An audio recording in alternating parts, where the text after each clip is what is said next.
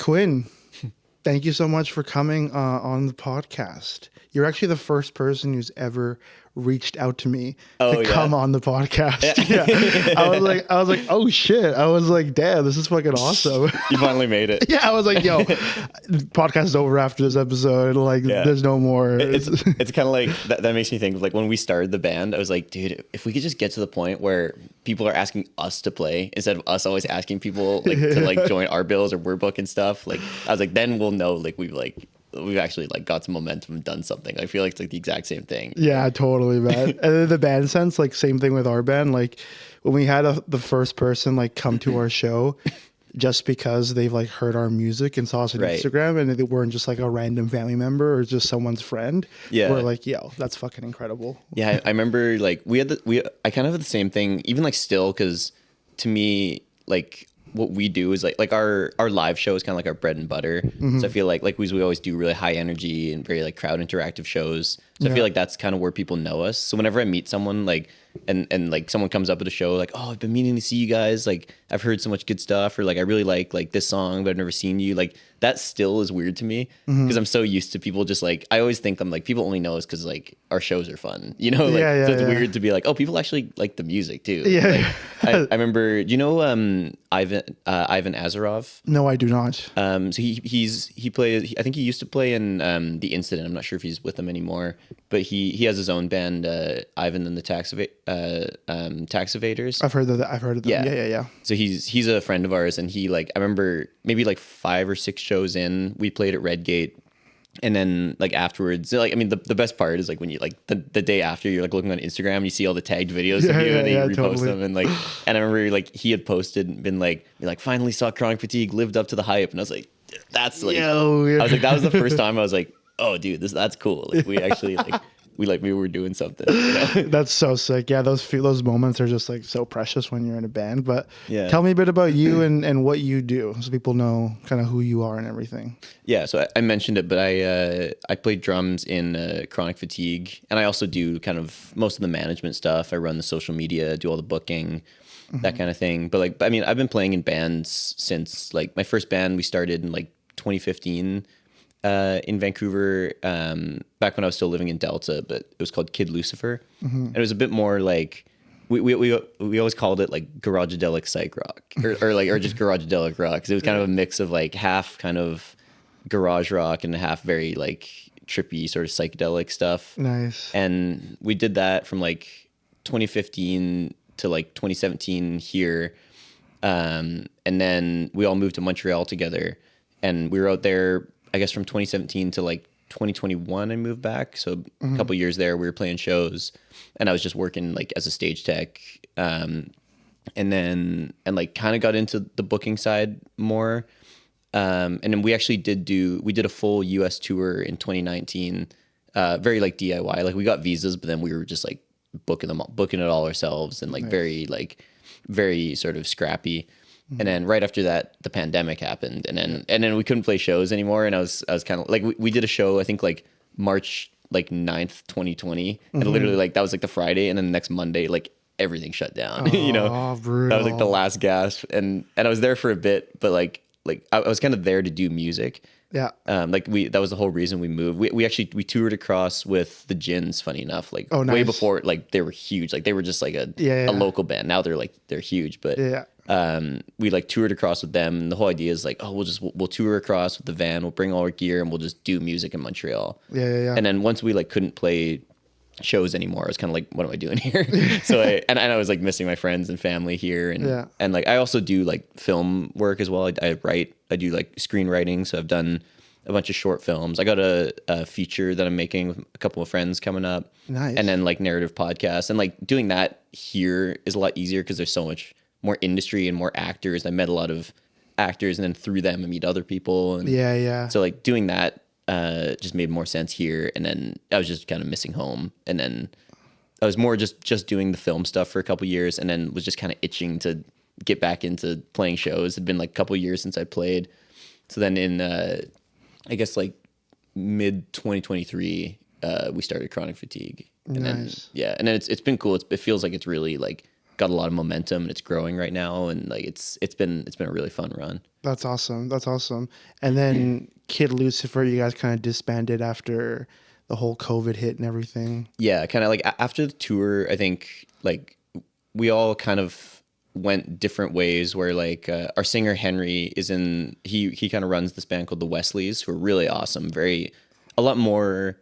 Like, I think we realized that we were all kind of doing. We all thought Kid Lucifer was sort of a different thing, and now everyone's kind of doing very much more what I feel like they thought it was. Like now they're aligned with. It's more aligned with what everyone wants. Where like Henry's doing more like kind of like guitar poppy kind of stuff, like power pop sort of music. And then Linus, his cousin, our lead guitarist, is doing kind of like bluesy mixed with like krautrock sort of stuff with this band Othello Tunnels. Sam, our bass player, is living on Salt Spring, and he's like more like a session player now. I always say it's so funny because like when we were playing together, it was just very simple garage rock. He never practiced bass. He would just play guitar, and so he had a very like distinct style, but it was very like it felt more like guitar and the guitar on bass. And then as soon as he left the band, he learned like all his theory and stuff, and now he's like such a better bass player. I'm like, bro, like you could have done that when I was playing with you. But so funny. But he's playing in like literally a dozen bands at least in Salt Spring. Like he's like the guy on Salt Spring for bass, and then doing more like folk and indie and some jazz kind of stuff. And then I was always like into the really like the punk and hardcore and that kind of stuff, so I kind of went in that direction. So then I think we all just kind of like spread out and did more, kind of found our like sonic identities like separate. Yeah, it was almost and I'm still like on good terms with all the guys. Like I talk to them all the time, but totally, I think it made more sense for everyone doing their own thing. Yeah, it almost seems like Kid Lucifer was like a launching pad for everyone. Yeah, in the band. Yeah, we like needed it to like figure out what was best for us. You know? Yeah, totally. Well, that's awesome. It's definitely great that you guys like ended on good terms and everyone you know found their right sort of rhythm after that. Yeah, and it's interesting that you went to Montreal and then you came back here, because I've heard of like a lot of bands who have played in the scene and go to Montreal to go to the music scene there. What's been your experience with the music scene in Montreal versus the music scene in Vancouver? Yeah, I mean, it's very different. Like, I always tell people in Montreal, it's a lot more like competitive, I find. Like, I know like Linus from Kid Lucifer, he was telling me a while ago, because he's still doing music, but it's not like he's not like trying to make it. He's kind of more just doing it because he enjoys it. And like he was saying, he's like, if you're not like 100% committed to it and like really, really putting in the work and taking it very, very, very seriously, it's hard to even get gigs just because there's so many bands who are like will come from Ottawa or Toronto or Vancouver and come there to make it and to try and like be a professional band. So you really like there, it's so competitive. You really have to take it seriously. Whereas like it feels a lot more like, I don't know, Vancouver feels a lot more like, I really like the community here. It kind of like, it doesn't feel like as competitive. It feels very community oriented and very like friendly, and everyone's kind of working together. Not to say it wasn't like that with a lot of bands in Montreal, but I find it more so here. And just like less pressure too. And I feel like because of that, if like we do take it very seriously. I mean, if you see it, like we always say, we don't take ourselves seriously at our show. We have a lot of like just goofy bits we do, and like we like to have fun at the shows. That's kind of the name of the game. But we take being in a band very seriously, and I put in a lot of work on the management side and booking and being very strategic. And if you do that, it is kind of easier to stand out, I think. Oh yeah, absolutely. And also I think one thing that I wish it was more like that Montreal has that I wish it was more of here is just that I feel like the music scene in Montreal is very like woven into the fabric of the city, whereas here it feels a bit more like its own isolated thing, and you're either in the scene or you're not. Like I have so many friends, like people from work or just like the guys I grew up with who like don't really go to see local music. Like they'll go to concerts, but they won't go to like Redgate or like when Grey Lab was around, go to Grey Lab or the Mezzanine, like we were talking about before. Whereas like in Montreal, I feel like just like your average young person will just go to like these places I used to play, like Casa del Popolo and Les Grief and Turbo House.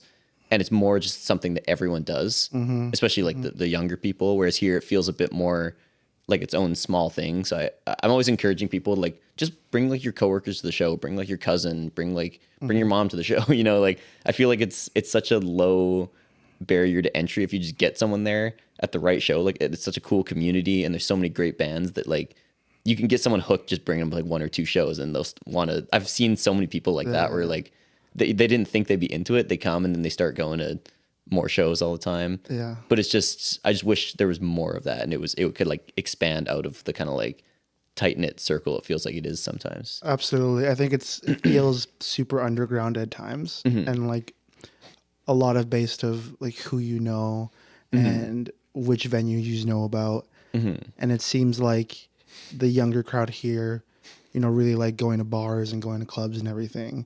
And then people always say that nightlife sucks here. Yeah. And it's like, well, like just go like to a local show. Like I swear, like you'll have a way better experience than standing in line for 3 hours and paying like $40 in cover. Yeah, right. Yeah. Like we have like kind of like our slogan is like no fun city punk rock. It's very like tongue in cheek. Cause like, and we have a friend who had a 3D printer, which we're trying to like we're trying to find a hookup for more because his broke, which is annoying because he was making them for free for us. But we were getting like 3D printed stencils done, and we had them. It just said like "No Fun City," and we had one "No Fun City" with a question mark. No Fun City. Yeah. Is it? You know, like, and that's kind of the idea. It's very like tongue in cheek. Like I think there is like a lot of really awesome stuff here, and like I always say like when people ask like the difference between Montreal and Vancouver, I feel like in general there's a higher volume of really, really great artists in Montreal, but you're never going to beat the like hardcore and metal and punk scene here, just because there are so many things like working against people. Like it's like it rains all the time, and it's like expensive, and it's hard to live here, and so people are mad, and so the punk rock's always going to be good. That's why like there's so many great punk bands here, and like there is like if you're into that thing, or if you can like be open to it, I think like it is a fun city. Yeah, you know? Well, definitely. I think people just need to give it a shot and go out to more shows, and I think that's kind of the method I'm trying to do with all the posts we're making at Champions of Hope is like, you know, like no more greasy bars and overbearing music and overpriced drinks. Just like, well, if it's overbearing music, it should be played by real instruments in front people. of you. Yeah. If it's like fueled by emotion, but like not by like a dude just cranking his turntable up. And it's like a remix of like the top 40s mixed with dubstep. Like nothing wrong against that, but it's like I think if people kind of just explore the city a bit more, like they can find those fun areas where there's so much community and so much like good vibes when you're there. Yeah, well, I feel the same about a lot of things. Like I think like when people say like be like, oh, there's no good movies anymore. Like it's just like sequels and remakes. You know, like that always annoys me because I'm like if you like put a little effort in and dig, there's so much great stuff. Like there's like constantly like awesome like independent small movies being made that like you just have to like dig in a little more, and like if you're or same with music, like there's so much awesome stuff out there. Just sometimes you have to put a little.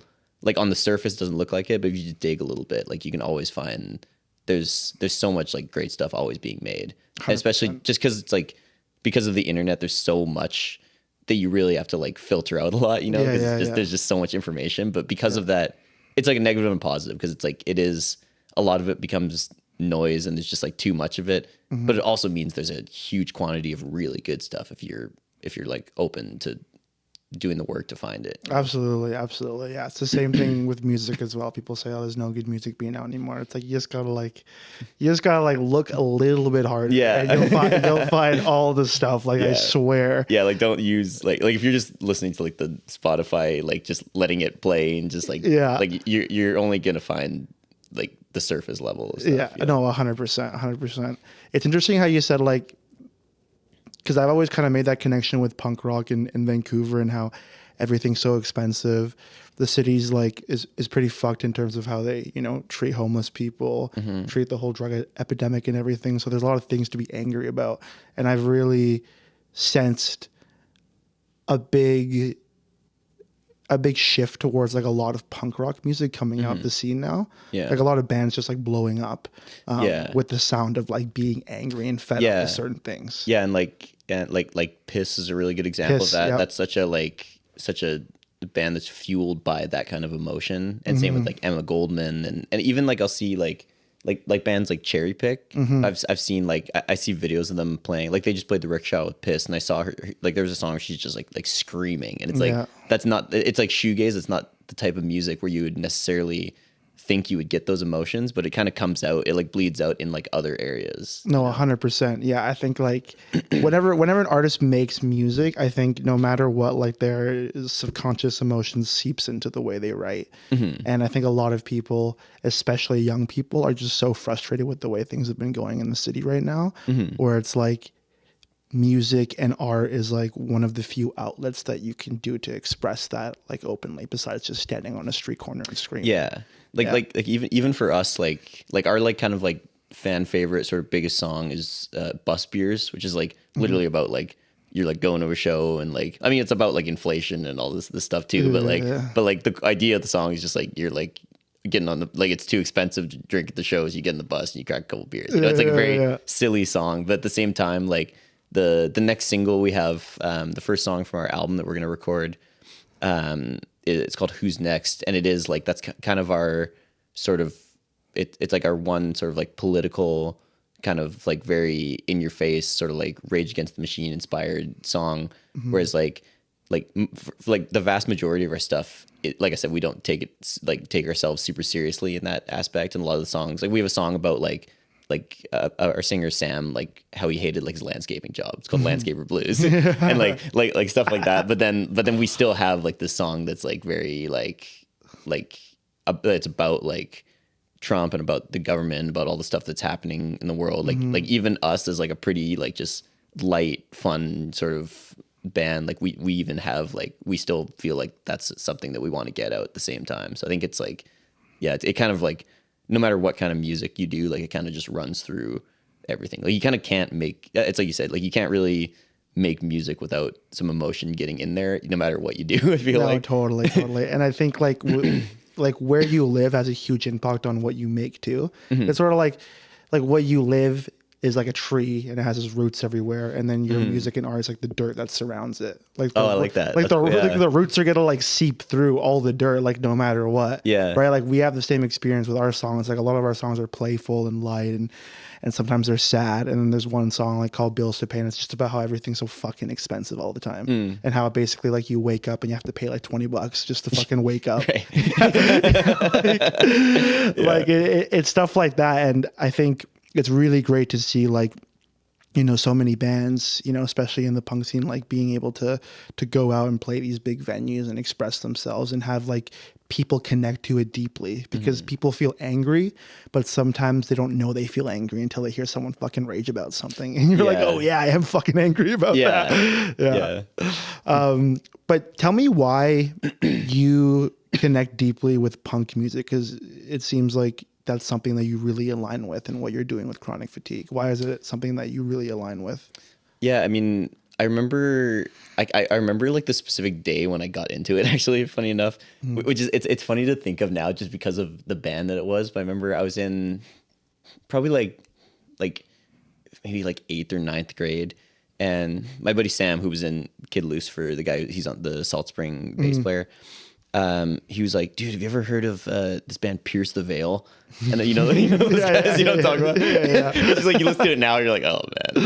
Like, but he like showed me, and it was like he showed me the song King for a Day, which is very like just like a and it's the guy from Sleeping with Sirens, just another just like Warped Tour kind of like teenager hardcore band kind of. And like it's just like a super crazy like screamo song, and I just like or at least like to me at that time I was like, whoa, like it just, I like had never heard anything like that. And I like listened to it the first time and I was like, it kind of just like, I didn't even know what to think because I just never really experienced anything like that. And I listened to it a second time, I was like, oh, it's kind of cool. Like, I don't know, it's something about it. And it was like, I couldn't really like describe it. But then like, I remember we went to, there was like a church in Abbotsford, and they had like this like kind of like rec room or like youth room or something. And they did a show there with this band Man Overboard, who were like a big pop punk band back in the day.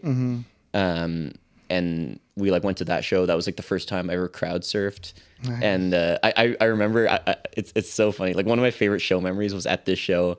there's this dude, this just like gigantic guy, like he looked like a bodybuilder, and we were like the stage was only like a couple feet up, so it was like perfect for crowd surfing. Get up, and just kind of do a little hop, and I was crowd surfing, and this one dude just like I basically ended up just in his arms, and like his like hand was on the small of my back, and then like my shoulders, and he literally went and just went like and like launched me like a couple feet into the air, caught me and passed me. Yeah, and, like, that's crazy. And it was like I was like, dude, this is like the craziest shit ever. Like it was.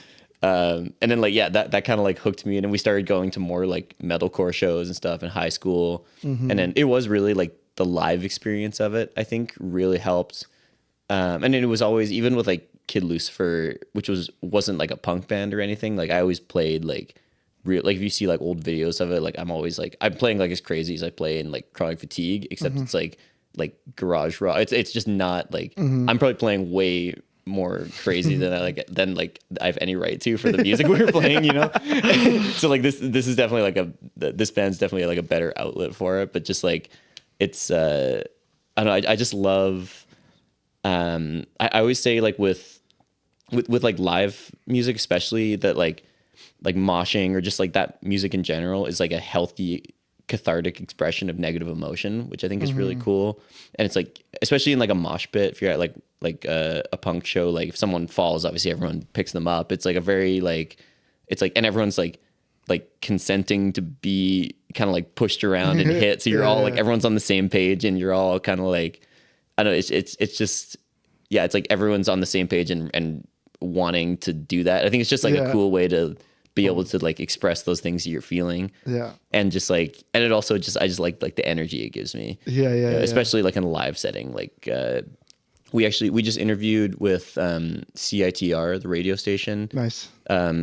Some of the people there, because we did Shindig, their like Battle of the Bands thing. And we were just talking about this where they're asking just about like the energy of the shows, and if we like kind of get the energy from the crowd, and how the moshing affects it. And I was saying like we bring so much energy to the show, and then when I think you do that, then the crowd like feeds off that, and then when they're like moshing or whatever, they kind of give that back to you, and then that just makes us play harder, and then that makes the crowd go crazier, and it's just this endless feedback loop, and it just gets just out of control. Totally. And I like that's what I love about it. It's just that like that energy and that like kind of just like outlet for like expressing yourself. Absolutely. Punk shows have that like crazy energy. I remember I went to one in Green Auto on like the outskirts stage. Oh yeah. And I brought my cousin, who I don't think has ever been to like a punk show before, and he crowd surfed like 3 times, and it was just like the craziest thing ever. I didn't know any of the bands would play, but it was just like so fucking legendary. Yeah. And I think, yeah, you're right, like it's super cathartic, and it's like,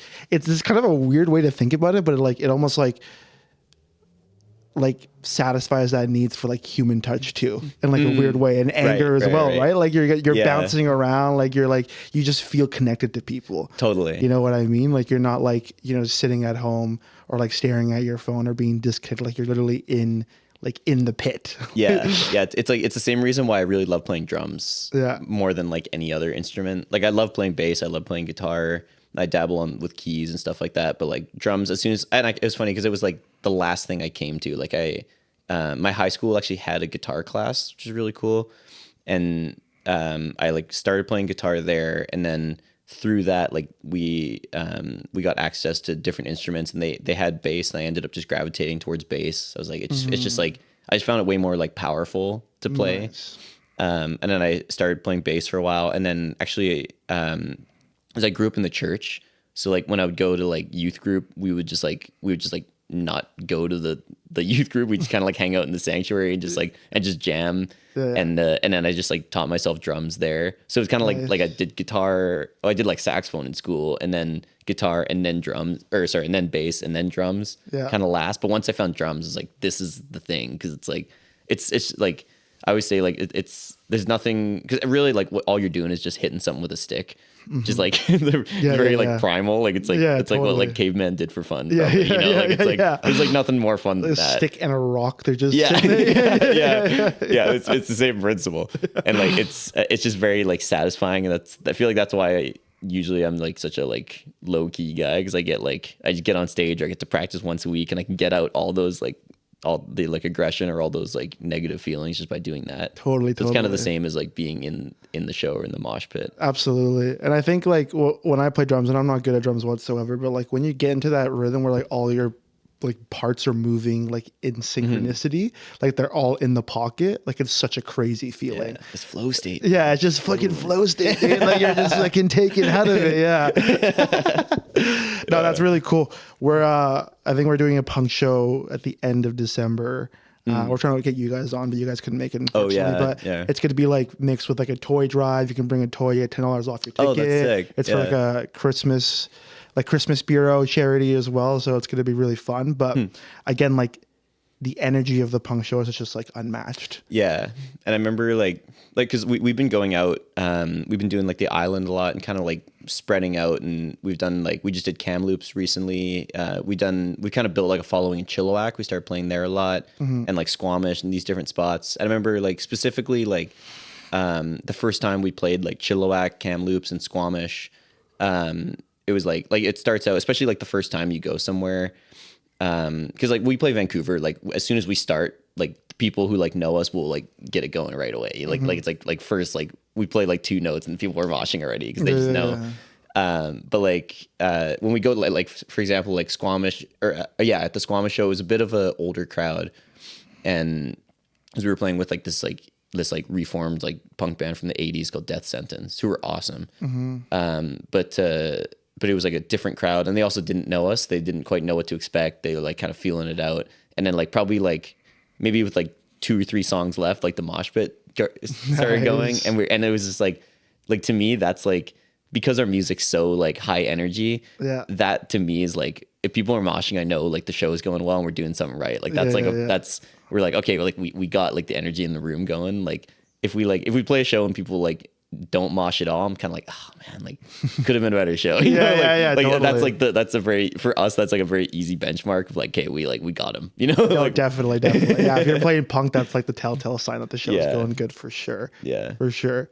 I think it's good to talk to someone like you who's been in the scene for so long, because you've probably seen like a lot of things come and go, and the way the scene's been run. But you know, what are some things you think the Vancouver scene does really well, and what do you think some of the things the Vancouver scene can do good or better? Yeah. Well, like I mentioned before, as far as things it could do better, I think just like sort of like spreading out being less of like an echo chamber and kind of spreading out into the city more. Like I couldn't even tell you how many awesome people we've met and how many like new friends I have since we started this band just like a couple years ago. And I feel like that's the same for so many people. And I know people who's like kind of like their whole social circle is kind of wrapped up in the scene. And like, cause it's such a cool community, and that's kind of like, I think that's what the scene does really well, to kind of answer your question, is to have that community. And I think to help other people have that experience is a really cool thing, to like bring like people who don't think they would like it to a couple shows, and then they get to experience this thing that's like been so good for me and so good for all these other people, you know? Absolutely. I think it's so good for people, because a lot of the spaces, some that I've closed down, but like a lot of them are like third spaces to a lot of people, right? Like they can go there, listen to their music, like see their friends and hang out. And I think it's so beneficial for just people's mental health overall. Yeah, to have that outlet. Totally. And I think the other thing I think Vancouver's really great at that I didn't find as much in Montreal is just like I think Montreal is really cool, but where people are very unafraid to be themselves, and you'll walk down the street and you'll see people like dressed like in like crazy outfits and being very expressive. But I found like at the shows, it was way harder to get people to dance or to mosh or to really get into it. And like here, that is not an issue. Like you'll see like some like indie pop, like kind of jangly guitar, like very light band, and people will be moshing and dancing. Like it's like people really do like, it's a lot easier to get people really into it, and people are very enthusiastic when they are at the shows, which I really like. There's a lot less of like people like being at shows and like feeling like they need to look cool or be like, oh, I'm like too cool for this. Like, you don't really get that as much here as you do like out east. I think that's one thing I really like about it here. Oh, interesting. Okay. Yeah. Have you been to like out east, like Toronto, Montreal? I've never been to those cities, which is why I'm always so curious to hear. Like, we're trying to take the Champions of Hope series like across the different cities and work with different charities and everything. But I'm always curious to see like what it's actually like over there, because I've known like 2 bands that I've known personally that have moved over to Montreal, like Spank Williams and also Mary as well, who was on the scene for a bit. Right. Yeah. Like both of them moved to Montreal. And yeah, I'm always curious as to like, what they do differently or what it's like over there to see, and then see like what we do well as well. And like, and find a way to like combine the two scenes together and like make them more like interconnected. You know what I mean? And this is kind of an aside, but it was so funny when Spank Williams said he was moving, because I remember he had like his like big last show. I think it was at the Hollywood. Yeah. And then I felt like just like every like 2 weeks it was like Spank's playing. I was like, I thought it was his last show. He did like 6 shows after his last show. I was like, is this guy actually moving? Is he just gonna stay? Like, what's going on here? I guess he did finally go. He's so funny. Yeah. He the one of my like favorite Spank memories is he played our first ever Champions of Hope show, and it was it was just him solo. Oh, that's with a saxophone, and then he awesome. Like he had a saxophone player with him, and then he pulls out a clarinet, and I'm like, yo, you play clarinet? He's like, no. and then during his set, he's just like running around, like literally running the entire venue, like just blasting the clarinet. He's like the guy from, do you listen to Viagra Boys? No, but I've heard about that. Yeah, like that guy, like they have a sax player and it's just all so like atonal and just like crazy. It's like, but it like that's so funny. That's so funny. Yeah. He's a legend for sure. Vancouver legend. But yeah, it's really cool to see like people just being so unafraid to be themselves here. And seeing just like so many great spaces and great venues popping up, like the Mezzanine being one of them. Yeah, like we were just talking about Gobo, who runs that. Like he's such an awesome dude. He's such a legend. He's every time I find like some weird like post-punk band or some really like, because he's really into like a lot of the stuff that we're into, like like experimental hip-hop and like really weird stuff. So whenever I find something like super weird, I'll just like message the Mezzanine page, be like, yo, like check this out, I bet you like this. Every time I see him, it's just like he's awesome. No, totally. And he's one of those people who like you talk to him and get to know him, like he's for the scene. Right, like he wants to see it like thrive and do well, and he's doing his part by running the venue the way he's running it. Yeah, and like even like we have a show coming up there December 12th with this band. Do you know Danger Box? No, I don't. Island? So they're kind of like they're sort of a pop punk kind of band from Nanaimo that we played with, and we did an awesome show with them. They're kind of like the biggest, or one of the biggest bands in Nanaimo, maybe on the island. Like they're really awesome. But we're doing a show with them, and they really like doing all ages shows. And the Mezzanine was always 19 plus because they had the bar, and I don't know if they like talked to him like specifically about it, but I know like we're doing an all ages show now there, which is just like a nice like it is like a lot more work for them, because then they have to be like checking everyone. They have to do like X's on people who can't drink and stuff like that. Yeah, the wristbands and everything. Yeah. And it's like it's more work for them, but the fact that they like accommodated that, I think is really cool. Oh no, absolutely. Yeah, I think Gobo is such a legend, and like that place is like so amazing. The sound is so good too. It is. It's crazy. Like I remember we did the last show at Grey Lab, and then we did a Mezzanine show. Not that I can't remember exactly how long, but it was like around the same time. And like I like Grey Lab was like our spot. Like we love Grey Lab. I love like all the people there. But like, did you guys ever play actually at Grey Lab? No, we like almost did, but we never played at Grey Lab because we were so focused on doing the Champions of Hope stuff. We were trying to do a show there, but it just never panned out. Right. But it's very like some of the gear they had, like the drums are in like this like under the soundboard. I've been there before. Cavern. Yeah. And so like you really like near the end it got better, but a lot of times it was really hard to hear, and like a lot of the stuff was like kind of like older equipment. And then we did that, and then we got to the Mezzanine, and I was like, these are like brand new mic stands, and like I can like hear everything. It's like it's so nice. Like totally. It was the same thing like when we did Kamloops. It was so funny because we played this like kind of like a warehouse space.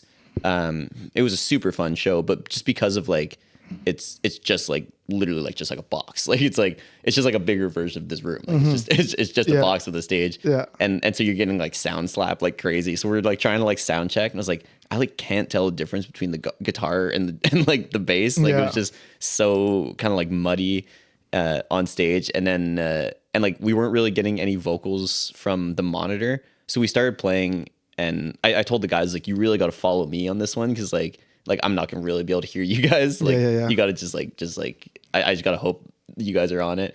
But like we weren't getting any vocals from the monitors, so all I was hearing, like the first song, it was really tripping me out because I was just hearing like the sound slap. So like the all the vocals had like a 0.75 delay second delay.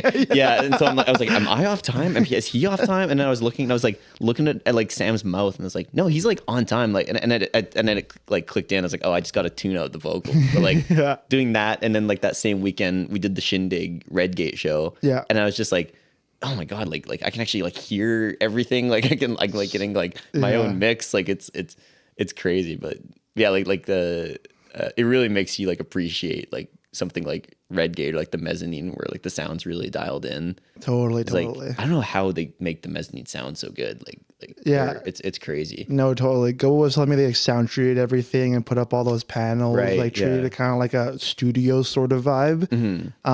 But yeah, it's like a big box, and somehow it just sounds amazing. And everyone who's been, because we've run 2 shows there so far, everyone who's come has been like, it sounds so awesome. Yeah. I'm like, it's not us. Like it's the fucking mezzanine. Like as much as I want to take credit, I can't. Yeah, totally. But yeah, places like that are so amazing to see. And I think that's one thing that, you know, Vancouver has like little control over because of how expensive everything is. But like, to get like more venues like out there, like doing shows and like helping the scene, because I think like it's so important for people to have that, like, you know, third space, right? A place where they can meet a community of people. Yeah. And that's why like I really, really respect anyone who does throw shows, because I know how hard it is, and how much stuff you have to deal with. And I try like every show to make sure there's a moment where we're like, yo, like make some noise for like this person doing sound and the people running the show, you know, because it's like I don't think they get enough respect, and like you got to respect those people, you know, and like they're like, if you don't have those people, you don't have a scene, and you don't have somewhere to do your art in front of people, you know. Like I think it's really important to like respect the people who do that. And I know like the whole like punk rock ethos is like, like, you know, like fuck you, and like you know, fuck this place up or whatever. But like fucking trash this place. Send someone to the hospital. but it's I think it is really like important to recognize, like, as much as like we're like, oh, there's so many awesome bands, like really what drives the scene is the people who throw the shows and do the sound and do doors and, you know, and like and do harm reduction and do security. Like that's like so important. It's like I really try to like never take for granted or take lightly when we, like, every time we get to do a show, you know, because it's like it's not easy, and there's a lot easier ways to make money than doing that. It's a good way to lose money. It's not a great way to make money. And even like just people, because I know how expensive it is in the city, like we talked about, like the fact that people will come and like spend their time and their money and their energy like watching us play and like perform, like we do not take that lightly. So that's why like every time we play, we're like, we gotta like really consider like what's the best set list, like like what can we do to make this more than just us playing the songs, like what can make it like a really fun experience. Like you want people to walk out having had like an awesome night. I never want someone to be like, I kind of wish I just stayed home, you know. That would be awful. Totally. I think about it a lot with songwriting, where like I realized recently, like it was kind of a subconscious thing, but when I'm writing like demos for the band, I'm always thinking first of like, how's it gonna play live? You know, like oh, if we do this, then there's like a chance for people to dance, and then it's like take a break from moshing, and maybe the chorus is more of a moshy part or whatever. Like we really take that into consideration, because like I said, we don't. I never want to like. There's so many artists I like where I wouldn't necessarily go to see them because like the one I that always comes to mind is like a band like do you know Cigarettes After Sex? Yep.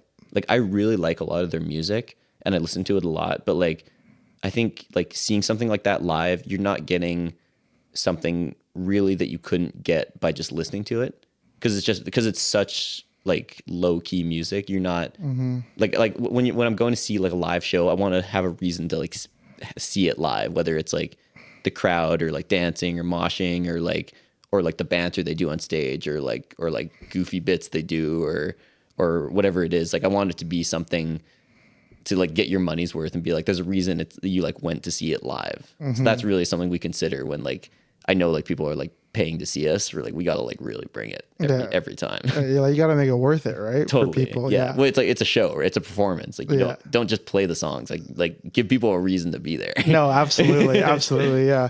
We were kind of trying to do like a lot of like visual stuff at our like a show on Friday and include like the voice memos we had on the album, like on a sample pad, like while we were playing and everything. Yeah. You guys are like Piss. It's basically the same thing. Yeah, or basically Piss Jars. Piss, Piss Jars. There's a band name for you.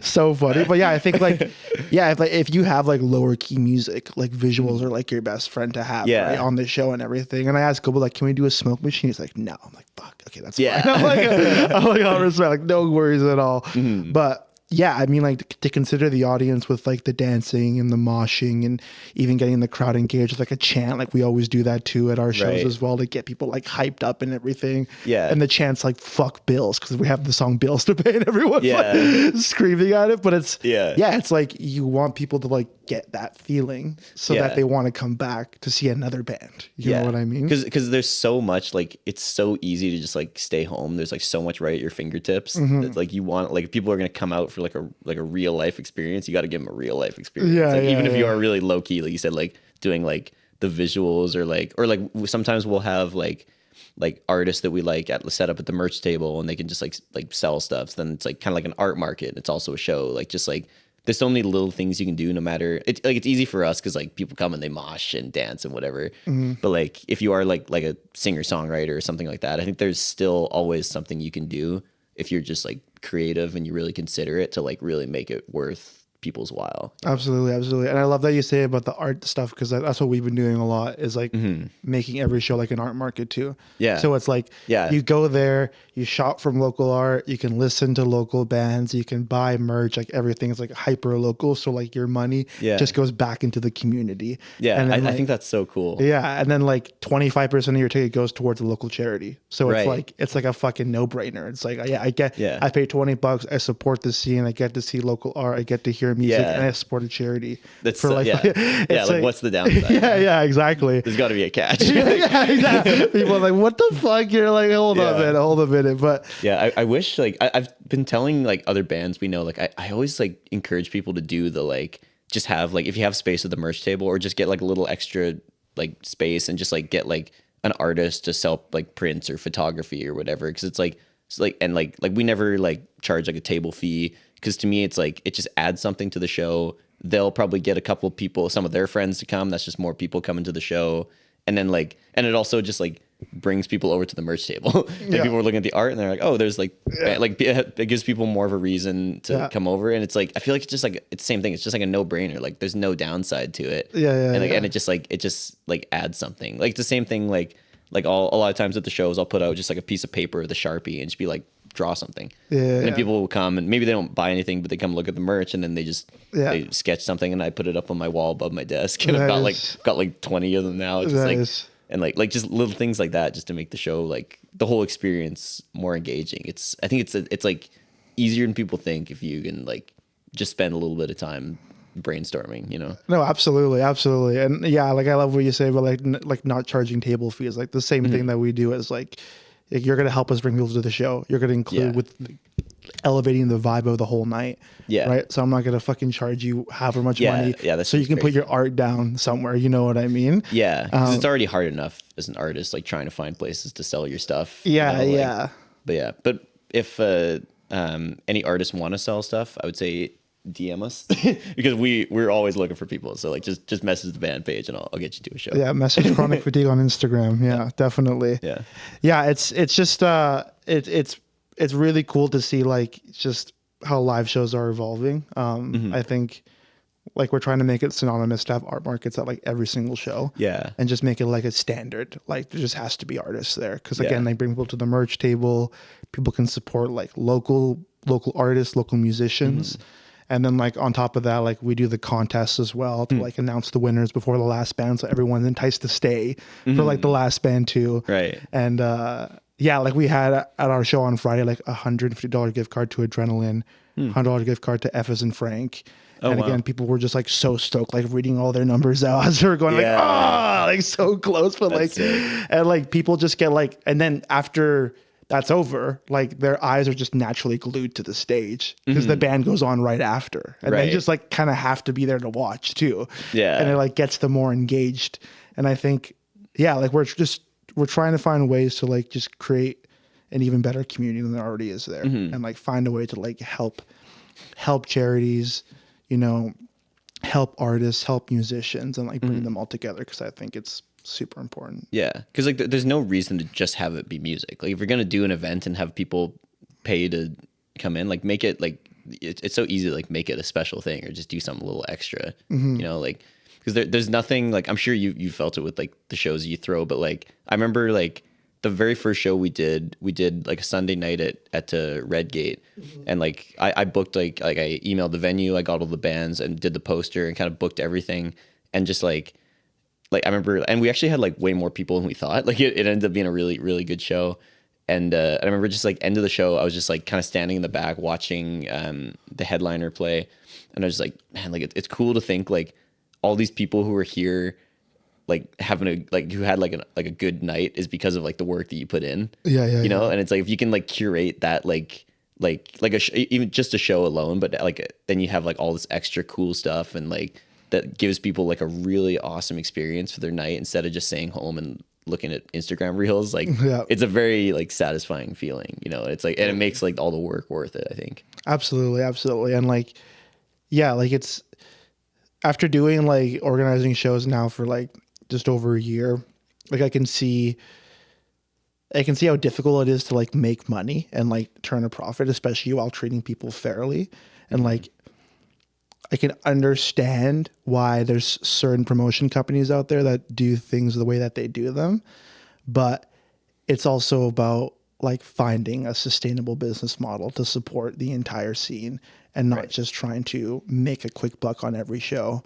And I think it just takes a lot of effort and a lot of work, but I think people like you who are like in the scene, in a band, putting on shows, who like have the experience of being on the other side of that transaction is like super important. Yeah. Because then you know how you like to be treated as a band. Right. So you will treat those bands the same way. Yeah. Right. Right. And I think it's great to see like bands throwing on shows. Like it's always awesome to see that. And I always encourage it's hard to run your own show, but it's not impossible. And I think a lot of people can do it. It's just a matter of like putting in that extra effort and just being a person that lifts up the scene too, right? Yeah. And it's like, it gets easier. Like it's like, it's hard until it's not. And if you just keep doing it, it just gets easier and easier. And you figure out like little, like for example, like when just for like on Instagram, we would like post about a show. I realized when we were posting like videos, like reels, that like Instagram wants you to post reels because they want to be TikTok. So like it always shows it to more people. So instead of putting like the poster up, I would make like a short video and have like the poster and it would kind of glitch or change color or whatever. And I would post that and it would get like 3 times as many views. And like stuff like that where I would do that and then more people see it, more people know about the show. And just like stuff like that you just figure out. You can only figure that out by just doing it. No, and then every time you do it, like I really don't think it's as hard as people think. No, you know? I don't think it's that hard. And I'm working right now on like a document that just shows like how to run your own show. Right. Where it's just like super simple, like step by step. Yeah. And again, like the stuff with like the videos, like I found out the same way too by doing that. It's like, and now I collect footage from all the bands we work with, like live footage, and put like show ads together with like them playing live and everything. Yeah. And I learned how to like do like meta conversion campaigns as well. Like we had one show on like a random abandoned warehouse that somehow we got like 120 people there because I spent so much money on ads. Right. And then on top of that, like coupling that with like flyers in the community, like Yeah. people see it in person and they see it on their phone. So like they just get intrigued naturally. Like, what the fuck is this? Like I feel like I keep seeing this everywhere. Like, what is this? Yeah. This is actually, it's funny you mentioned the flyers. This is actually one thing I always tell people. It's like people like ask for like advice, because I always say like, and it's just like, if people want like information or like help booking shows, like literally just email us or message us. I'm the one on there. I'll do whatever I can to help, because we've had so many people help us. I always try and like help newer bands. But like one thing I like a broken record about, I always tell people is like, if you have a show that you're playing and you got another show in like 2 weeks or a month, print out like go to your library, get like a sheet and just like put like the poster really small, put like 8 on one sheet. Yeah. Like cut them out. I throw on like an episode of It's Always Sunny and I grab my scissors and I cut them out. They're like little flyers that are like that big. I have a stack of like 100 of them. And I go to the show, and when people are like, hey, like good show or whatever, they're at the merch table and hey, here's our next show. And if they liked you, if you put on a good show, like there's a good chance if you give them something, they'll remember it and they'll come. It's like the simplest thing in the world, but I never see people doing it. Like, and like just have little, like, even if the flyer is like that big, it has all the information on it, just have it at the merch table. Here's our next show. We're playing with these people, whatever. Like, it's like, just like little things like that are like so easy to do. Like it costs like with like, if I go to the library and I print out like 10 sheets worth of flyers, it costs me like $2. And if one person comes to a show because of that, I've made a profit, you know? It's like stuff like that. It's like practical things like that are like, and I remember like we were in Nanaimo and we had another show booked like for like a couple or like 2 months after or something. And like, we were like, oh, we're from Vancouver, but we're coming back. Like we'll be back in like 2 months. And I gave a bunch of people the flyer, and so many people were like, oh, it's cool. That's so like I've never seen that. And I was like, this is how like that used to be done before the internet. Like this isn't crazy, you know? Like just I feel like people just don't think to do simple stuff like that. But like if you just like just to get creative, you know? Like no, 100%. And people love like, even if they don't go to the show, like they love just remembering those moments and having them. Like, I don't know about you, like I always keep shit like that. Like, yeah, I've had multiple people be like, "Oh, can I have like a second flyer? Because I like collect these." And they've got like a bunch of them, or like ticket stubs or whatever. Well, it's funny because like I saw, you know, the band Numb Dane. Oh yeah, they're like one of our first shows we did with them. I love those guys. Yeah. I played. No, I didn't play. Sorry, I watched a show on Valentine's Day at Greenado with them, and then during like the end of their set, they like left the guitars by the amps, and it was all feedbacking. Yeah. And as they were doing that, they were handing out these little like Valentine's Day cards cut out of cardboard, being like, "Numb Dane loves you." That's and awesome. I still have that. Yeah. Yeah. It's like stuff like that. I remember that always. Yeah, now. it's so memorable. Yeah. That's so cool. Yeah. So it's like, yeah, there's always people out there doing creative shit, and I think like if anyone needs help, like message Chronic Fatigue, like message Champions of Hope. Like I think people like you are always willing to help and give back to the scene. Yeah. Right. Because I'm not trying to fucking gatekeep anything. Yeah. Like, you know what I mean? I can't imagine trying to gatekeep something. Yeah. Like it's if more people put on shows, like I want that to happen. Like, please do that. If we want to put on charity shows, like, please do that. Like, I hope there's more competition, more shows going on, because that means more money for charity, more artists being helped, more musicians being platformed, right? Yeah. So it's like removing those barriers and making it easier for people. Yeah, totally. Yeah. I feel like we got really into like the whole like scene thing and everything, which is fucking awesome. I want to quickly touch on like the creative process with Chronic Fatigue. Yeah. And how you guys kind of work through that with your songs. Like, do you guys, because I'm always interested, do you guys meet, jam, and then find a song? Or do band members have a song already made, come to the band, and then you guys work it out? Yeah, so it's kind of changed a little bit, where like when we first started, I was writing, because like I told you, like our before we were recording, we were talking about this, but our bass player Dylan, like I just taught him how to play bass to join us. So when it started, I was writing like originally like with like songs like Danger Zones, like the first one I wrote like a very rough demo that was like everything but the vocals, and then we kind of like took those, and then we would just sort of jam them, and then Dylan a lot of times will kind of like tweak stuff and just make little changes to make it flow better, make more sense for him. and then vocals like we'll kind of have the song first, and then Sam will kind of work out lyrics sort of as it goes. It's usually the last step in the process is the lyrics. And then Sean, our guitarist, like he's such a better, like I'm really like, I play guitar the way I play bass. Like I play like just like power chords and like very, very simple. And he's such a unique and like really great guitar player. So it used to be like I would just do a very simple part, and then like we would kind of just keep jamming it. And as we'd play it, he would kind of figure out the parts sort of like just as we would jam. They would kind of just develop until we figured it out. And then it's become, since we started, like I think you can definitely tell if you listen to like our first EP versus our second EP, because our first one is very straight kind of like punk stuff, and that was much more of like closer to like my demos. And then it really developed once like because like Sam, our singer, was not really like into punk at all. He didn't really listen to punk at all until we started the band. It's funny because he's like he's like the reason he's so good like on stage and with like getting the crowd involved and like getting people to mosh is because he was like a theater guy. Like he did like a lot of like live theater in high school when he was coming up.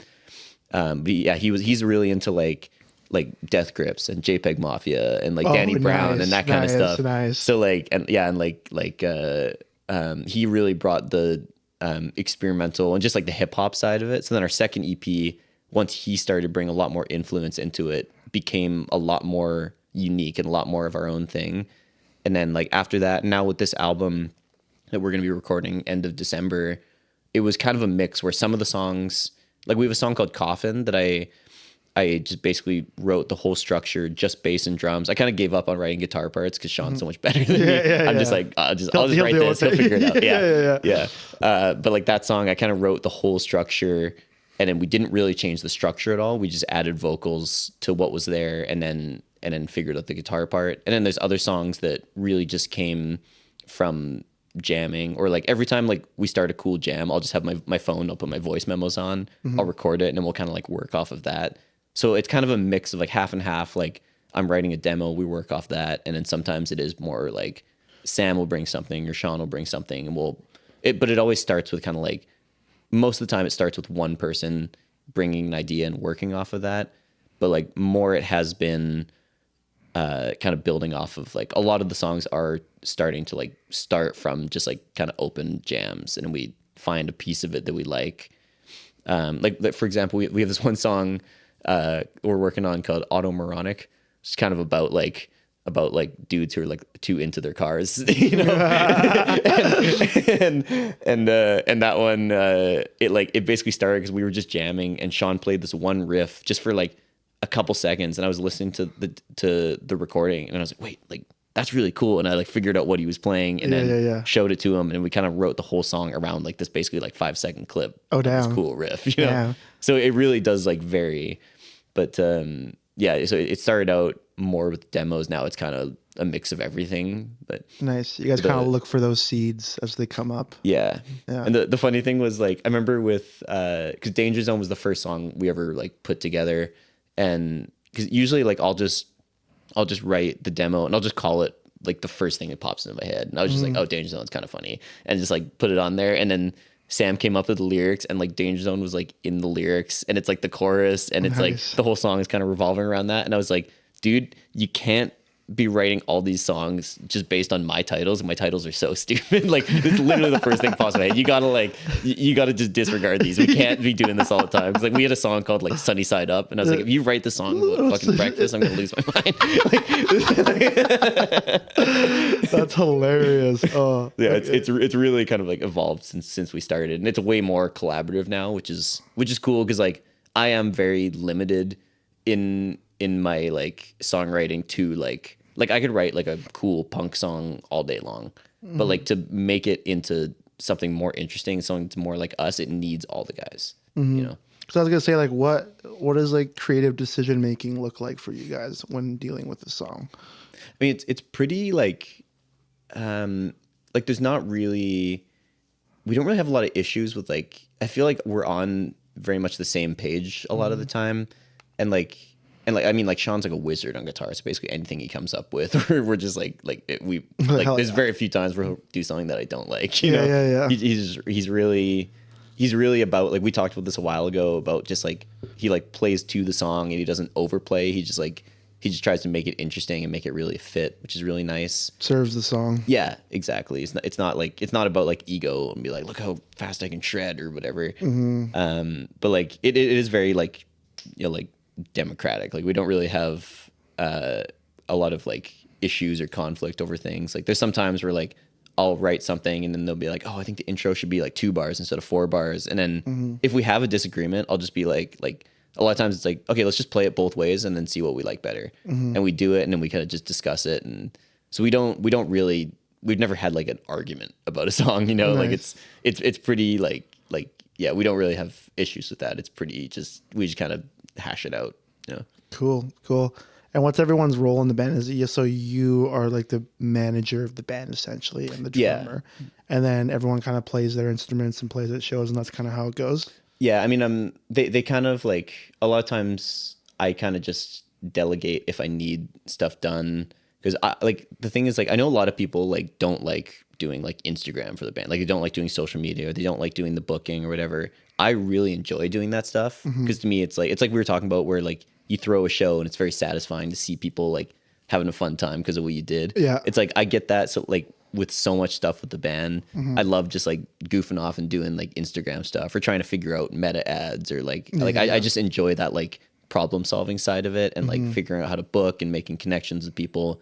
I enjoy all the kind of like legwork stuff, so I like to do a lot of it myself. And then if I need something, I'll just like Sean's really good with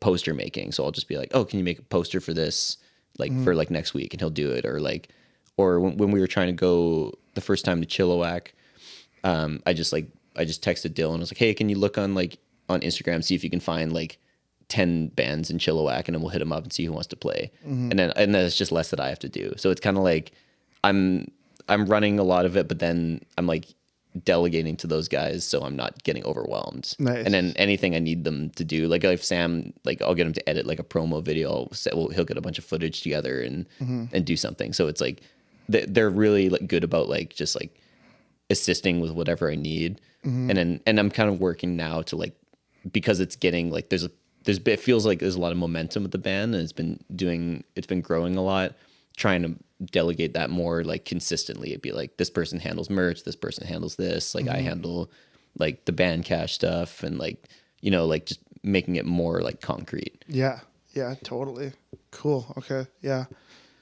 What's coming up next for you guys? What are some like announcements you want to make about Chronic Fatigue? And we got a lot of fun stuff going up. Yeah, let's hear it. We are kind of like we've been talking to Matt Roach, who's he's recording our album at Rain City Recorders. So we did this the Best in Van live acts competition, and we didn't win, but we got in the top 3. So we got like free studio time, like a full day recording, a full song mixed and mastered. And we were like, oh, we'll do the single with him, and then we'll find someone cheaper to record with. And then we just like loved the experience of working with Matt so much that we were like, oh, let's just do our whole album with him. And he gave us a really good deal to do that. He's been super, super supportive and really helpful. He's kind of almost like just like an acting manager sometimes. He's like, you guys should like be registering your songs, your shows with SoCan and like Sound Exchange, and you should be doing this and this. And it's been super, super helpful. So we've got a lot from him. And one of the big things was just playing, because he came to our second last show we did at Redgate right before Halloween. And it was a really packed show. We opened and we had like a ton of people come see us. And he was basically like, every show you guys do should be like that. He's like, you should like play in Vancouver less often, but make it more of an event. And that really like, because he's like, you guys have put in the work, you've like built a good following, people know who you are, like you should be like being more intentional and strategic with it. So that's really what I'm trying to do, of just we want to play the same amount of shows, but just less of them in Vancouver. So like we've hit Chilliwack. There's a spot called Chill House out there that we played like 4 times, and we've had people come to like every show. We've kind of built up a fan base there. Nice. Just super cool. and it's like it's kind of like it's an all ages spot, and like there's not a lot to do in Chilliwack if you're underage. So like just you get a lot of really good crowds and people who are really into it. So we've like built up a following there. We've been doing the island a lot. We want to go back to Squamish, go to Calgary and Edmonton. So we're really trying to like slowly kind of branch it out and do the same amount of shows, but just all over the place in like BC and Alberta. And that's like spring, we're going to do a little week long run or like week and a half run out to like Calgary, Edmonton, hit some smaller towns, which would be fun because that'll be the first time going like longer than a weekend away essentially. And then, so end of December, like right after Christmas, we're recording our album over like 4 days, doing 10 tracks in 4 days. So it'll be pretty like, pretty go. And then we actually also, this is actually an exclusive because I don't think I've told anybody. Or I've told like a couple people here and there, but we actually recently re-recorded our second EP because I really like the songs. I didn't feel like the recordings totally did it justice. Yeah. I just felt like they could kind of hit harder. Yeah. So we have like alternate, newer, better versions of our second EP that we're going to be putting out probably around the same time we release the first single from the album, Who's Next, which is that kind of political song we were talking about. So that'll probably be like early New Year, sometime like January, February, it's looking like. Put out a new single and then have a couple singles through the spring, and then hopefully in the summer the album will be out. Nice. And then and we got like lots of cool stuff. Like we're getting like beer koozies done, like bus beers, beer koozies. We got a lot of cool like merch stuff that we're working on, like kind of like more unique stuff, like doing lighters, all kinds of cool stuff. And then and just like really trying to like eventize some like really big cool shows and getting out there more. So I'm really excited, especially for like the spring and summer this year. Like we're going to be hitting the road a lot and hopefully doing a lot of really cool shows. Nice. That's awesome. Do you guys all work like full time as well? Yeah. Or actually, so Sam's in school at Douglas studying music right now, and then the rest of us are working. Sam's a guitarist?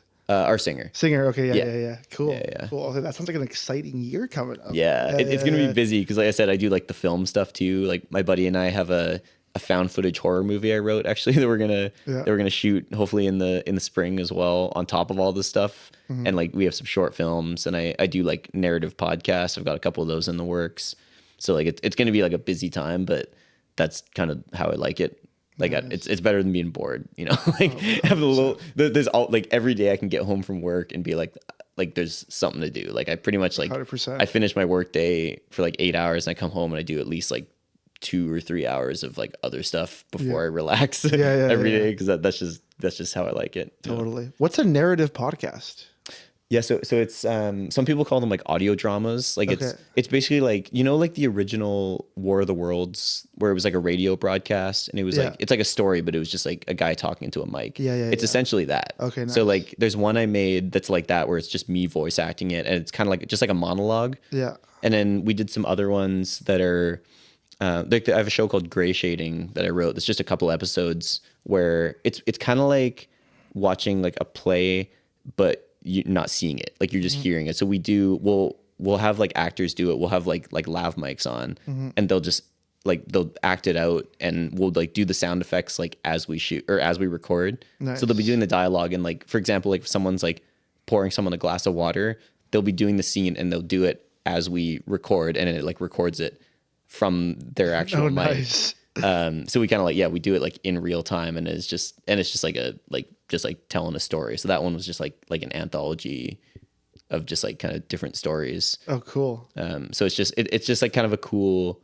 I always tell like writers or like creatives in like the film side, especially actors, like if you want to get your stuff out there, it's a really good way to do something creative that can show off your work, but has no gatekeepers. Because like you can rent mics from Long and McQuaid for $20 for like 2 weeks or whatever. You can like I have the an aggregator where I can upload the podcast. I can do as many as I want, up to like Apple Podcasts and Spotify and like, you know, anywhere for like really cheap. There's no one stopping you from putting your thing out. Like if you made a movie or a short film, it can be harder to get eyes on it. But if it's just a podcast, and be like, just go on Spotify, you can find it. You know, it's such an easy way to get your work and like your writing or your ideas out there. Yeah. And it's just like, and it's also kind of a fun, on the writing side, it's kind of a cool challenge to like make something that makes sense without the visual component, but without like someone like over explaining like, hey, don't point that gun at me, like that's very like obvious, like making it like subtle but still making it make sense through the dialogue and through the sound effects. It's kind of like a cool challenge. Nice. I find, because it makes you really focus on your writing. Yeah Totally. And it's just so like accessible for people to listen to and access. Like I think it's a really like underrated way to get your stuff out there. Interesting. I haven't heard of that before. Like, and there's a lot of them out there if you look on like Spotify. Like it's sort of like an audiobook. Same idea, Similar, except but with like multiple actors a lot of the time. Totally. And I'm guessing there's usually not a book that goes with it. It's just like actors. Exactly. No, That's awesome. Mm-hmm. Okay, cool. Well, I usually end this podcast with like a question that I stole from another podcast. His name's Andy something. I can't remember his name. I always try to remember his name. I can't remember his name. But so like let's say all of your work with Chronic Fatigue was just poof, gone. All your shows, music, any trace of it was just wiped off the internet, face of history. What would be like a core message you would want to leave to your audience? Oh, you got to find the person who came up with that, because that's a really good question. Yeah. It's like his name's Andrew, I think Andy, but he uses it for entrepreneurs and says like what happens if your business or your mentor's courses were off. Gotcha. Yeah. But I do it just for like as a way for artists instead. See, I was telling you, I saw a lot of clips of the show on Instagram, like, and that's how I kind of found out about you. But I should have listened to a whole episode, because then I would have been prepared for this question. I think for the shows especially, like we talked a lot about like giving people a reason to come out, that's just instead of just like listening to the music. Like I really, with the live experience, I always want I want people to like have fun. Like some of our stuff's more serious, but it's really just like the fun aspect of it is a huge thing. But I think but I think the main kind of takeaway of like all the stuff I do, and like a lot of things, like I'm sure like people listening to this would be like, he's told me that exact same thing at like 3 different shows. Like I'm just a broken record, but a lot of the stuff I'm just like make flyers and this and this. Like, but like I think the thing I always tell people is like, just do something. Like just, which sounds silly to say, but it's like if you're an actor and you want to get your stuff out, like write yourself a monologue, film yourself doing it, put it on YouTube, or do a narrative podcast. Like don't wait for anyone to give you permission to do something. Like just book a show. Like you can figure it out. I'm stupid and I figured it out. You just gotta like do it. Don't just I think there's so much opportunity with the internet and the way things are to like get your stuff out there and stand out. It'd be a shame to just not do something cool and weird and interesting with your time. Like there's you have so much like technology at your fingertips to like record that song that you've had, or to like play a show. Like you've always wanted to play a show, like just go figure it out, play a show, like just make something. Don't talk about doing it and be like, oh, it'd be cool if one day I did this. Like just go do it. If you don't play an instrument, learn. Like I always use Dylan, our bass player, as an example. He probably drives him crazy, because like I feel like every second person I meet, it's like, oh, actually our bass player, like he didn't even know how to play bass. But it's true. It's like I taught him how to play bass, like probably like 6 months later we played our first show. Like you can learn guitar, you can learn drums, you can learn bass if you want to play a show. Like just start a band. Like even if you suck, that's way fucking cooler than not being in a band. It's just like get out there and do something cool and do something interesting. Don't wait for someone to like tell you can do it, or like wait till like you think it's the right time, because it's never going to be the right time. Like there's always going to be something stopping you if you let it. Like just go do something. Don't not do something, just do something. Just figure it out. That's perfectly said, because there's always reasons not to do something. Right? Yeah. And I think like the same thing with you, like we were doing shows and I fucking hated the way some shows were being run. I was like, fuck that, man. I'll just run my own shows. Yeah. And then it happened now, and now we're here we are like a year later, like sitting across, like talking to like great artists about their experience and having shows get put on with like over 100 people in a small ass box at the mezzanine. Like, it's like, like just pick it up and do it, and like ask for help. Like people in the scene are so willing to help. Totally. Right. And like, this is what I told a lot of bands or people who like are just starting out and figuring out like, or be like, how do you get gigs? I'm like, honestly, the best thing to do, like when we started Chronic Fatigue, I already played in bands, so I kind of knew how things worked. But when I moved back, I wasn't really involved in the scene at first. And the best thing to do is like, just like, if you want to be involved in the scene, be involved in the scene. Like just go to a show, go like when the band finishes, like go talk to them, be like this is what I did when I started. I went to a couple shows, and I was like, hey, you guys were cool. I like the show, and we were chatting for a bit, and I was like, hey, how'd you guys get the show?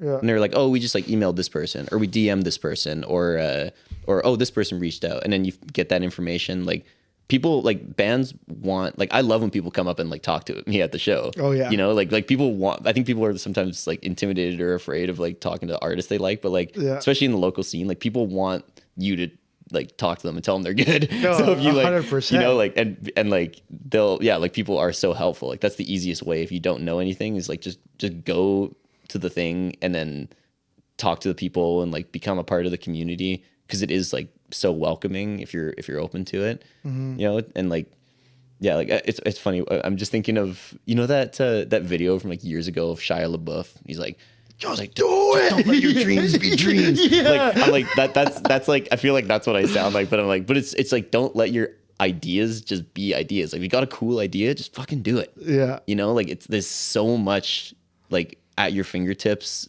Like if you have a laptop, you can do like the craziest shit. You know, like totally. You can do amazing things. Like even with just like your laptop mic, you could like grab your guitar, record a lo-fi folk song or something, put it on Bandcamp, and like, or put it on Apple Music, and like someone in like any country, anywhere in the world could possibly hear it. Like you look at like, I don't know if you guys ever look at like your like stats on like your like DistroKid or Spotify, whatever, you can see they're like some guy in like the Vatican City listened to my song. Like, what the hell? Like it's like the Pope. You're like, it's crazy. Like it's so cool. Like it is hard. Like we talked about, where it's like it's so oversaturated. Like there's just so much content, but then like just, you know, figure out a way to make it stand out. Like anyone can do it if you put in the time and you're creative and you really want it. You know, like not to say like everyone will, because obviously everyone won't be able to make it, but like I don't like there's no sense in not trying. You might as well give it a go. Yeah. I'm a big proponent of just like doing something, you know, just like even if it sucks. Like I said, it's so much cooler to make something. It's hard to make stuff sometimes, but it's so much better and excuse me. It's so much better and cooler, and it's so much of a better use of your time to like make something bad than to just be like, oh, I wish I could make something. You can. You know, you can learn it, you can do it. Like it's just do it, and if it sucks, it sucks. The next one will be better. Yeah. No, 100%. And on the topic of like getting shows, like I remember how we got our first show was I recorded like demos, and I didn't know what a demo was, to be honest. I didn't know it was like actually like a fleshed out song, like individually basically my demo was me, my band and guitarist playing in my like townhouse in my room, in a small room, with my mic hooked up to my studio monitors and my phone speaker placed right next to the studio monitors. That's so awesome. And it just sounded like noise. I just sent it to people, like, hey, we're this like new band, like we want to play a show. They're like, fuck yeah, like come play. And we played at Victory Square for like the first time. Right. And it's so like sick. It's just like, like just ask. Like the worst thing they can say is no, and there's like 1,000 people you can ask. You know what I mean? Like there's this band recently, I'm gonna give them a shout out. They're called Noise Control, which is an awesome band name. I saw that and I was like, that's pretty cool. But they emailed me and on like the Chronic Fatigue page, and they're like, hey, like we were just like wondering if we could open for you guys sometime. And I looked, and they didn't really have like any like social media presence. They didn't have any like demos out or anything. They just had like a video of them playing. And they're pretty like young guys, and so I messaged back. I was like, hey, just like we're kind of booked up right now, and we'd probably need more more proof of like that you guys have played a couple shows or like some demos I can listen to or something. And they were super cool. Like they were very responsive. They're like, oh yeah, like I appreciate the help, whatever. And I gave them a couple, like I was like, oh, you could book, take your time. It's pretty easy to book. Like they have a booking form, and I gave them some information. And then we were at Take Your Time a while back, or like a week or two ago, shooting a music video at our friend's show. And like all the guys from the band came and they were at the show and they like introduced themselves because I told them what I told you. I was like, just go to shows, talk to people, meet people. And they came to the show, they introduced themselves like, hey, we're Noise Control, we were emailing with you, and chatted with them for a bit. And it turns out like they've been doing that. They've been like going out to shows, they met people, and they have like they're doing like this like new band showcase at Green Auto. They got a show booked at the Astoria. They got a Take Your Time show. Like they booked like 4 shows since I talked to them. It's like that's like they didn't know anybody, they didn't have any demos, but they just started going to shows and they did exactly like what I was saying, and now they got a bunch of gigs lined up, and it's like it's happening for them. You know, they're like starting a band. I was like, that's the coolest shit. Like that's like totally like just don't let anything stop you. Like that. I think that's like that was really like cool to see that like they were like, yeah, like no, let's just start going to shows and be involved, and like we'll get shows, and it happened like right away. Like it's that it's that easy. Yeah, totally, totally. Yeah, it just happens. And I remember my demos before I sent them to my bandmates were just like the worst sounding things ever. Like, I listened to them and I just like couldn't sing on key for the life of me. Rhythm was terrible. I even asked them later. I was like, why did you guys say yes? Right. Yeah, dude, you listen to some of the original like Danger Zone demo. Yeah. Just like, oh my god, I'm using like Logic drum, the program drummer. It's just like brutal. So funny. But yeah, Quinn, thank you so much for coming on. Thank you so much for the very thoughtful conversation. It's great to hear you doing such awesome things for the scene. And yeah, we're excited to hopefully get to work with you down the line at some point. But yeah, it's been super cool, and yeah, keep doing you. When's your guys' next show?